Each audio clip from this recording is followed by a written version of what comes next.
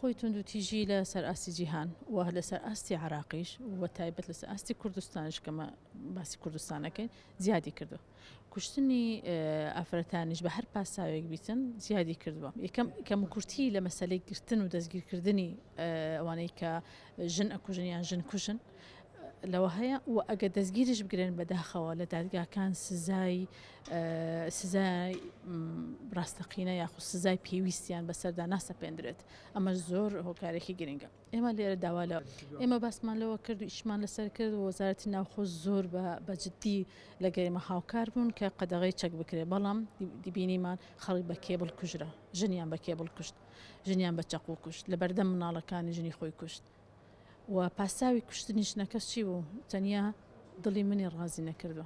نازانم ئەوە چه مبەرژێکە بۆ کوشتنی هەر کەسێک ئەو کەسێکە هاوژینت بوو لە بەردەم چای مناڵەکانیش بیکوژی.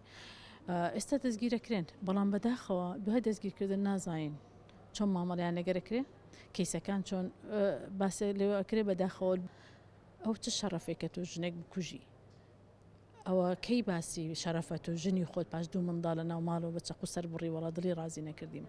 بۆیە کەیسەکان قەزیەکان هەموو بە شتێکی با بڵێن بە شێوازێکی زۆر خراپ شێوێنراون، حەقایقەکان ڕاستیەکان وەکو خۆی یاسای باشمان هەیە. بەڕای من جێبەجێکردنی یاسا و پرۆسسی دادگا کێشەی هەیە، کێشەکە ئەلەوەیە و زۆر جاریش تەعاتوفی خەڵک لەگەر بکەر و تایبەت عەقڵی زکووری پیاو لە کۆمەڵگا کە کاتی ژن ئەکوژدەیەک سەر ئیخەنە بقال ئەوەی کە ژنەکە تاوانبارە کەمون کورتی هەیە، ژنەکە سەبەبی مەسەلەیەکە و دواییش بەداخەوە هەتا لە ناو کۆمەڵگاش بە تایبەت لە سۆشال میدیا زۆر هجوومە خرێتە سەر ڕێکخراوەکانی کۆمەڵگەی مەدەنی، هجوومە خرێتە سەر دامەزراوەکانی حکوومەتی پەیوەندیدار بۆ بابەتە.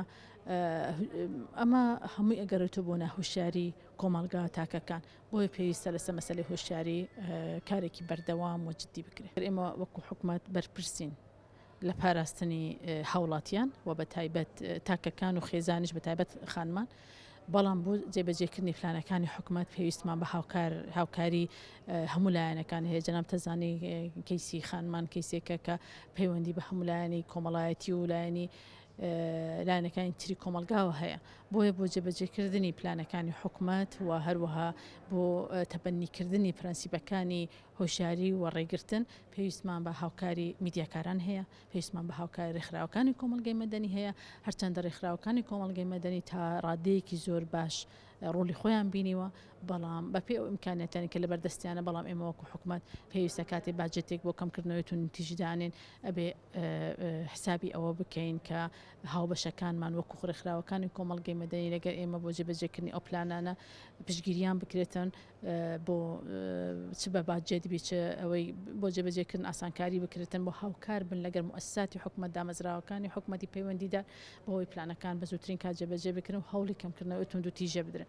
بەڕێستان دەزانن چارەسەرکردنی کێشەی کۆمەڵایەتی کاتێکی زۆریەوێتن. یەکێک لەو با بڵێن مەسئلە گرنگەکان کە هەیە مەسەلەی کاتە، بۆیە پێویستم بەوە هەیە کە میدیاکارانی هاوکارم بن بۆ هۆشیارکردنەوە.